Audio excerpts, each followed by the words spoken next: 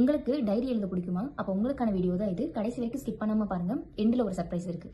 So most of the peoples நினைக்கிறது என்னன்னா, diary and Journal ரெண்டுமே ஒன்று அப்படின்னு நினச்சிட்டு இருக்காங்க. பட் அது கிடையாது.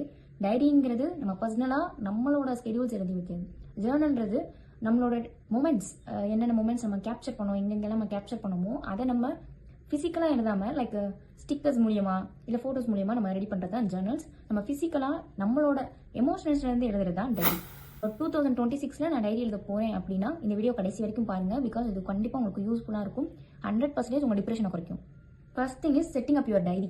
Choose a format. நீங்கள் ஃபிசிக்கலாக கையில் நீங்கள் டைரி எழுத போறீங்களா, ஆர் எல்ஸ் நீங்கள் ஆப்ஸ், அதாவது டிஜிட்டல் ஆப்ஸ் எதுவும் யூஸ் பண்ண போறீங்களா அப்படின்றத நீங்கள் ஃபர்ஸ்ட் சூஸ் பண்ணுங்க. Which is your comfort and convenient. இப்போ நீங்கள் டைரி எழுத போறீங்கன்னா பக்கத்தில் ஏதாவது நாய்ஸ் இருந்தால் உங்களால் எழுத முடியுமா? இல்லை நம்மளோட அட்ராக்ஷன் ஃபுல்லாக அங்கே தான் இருக்கும்.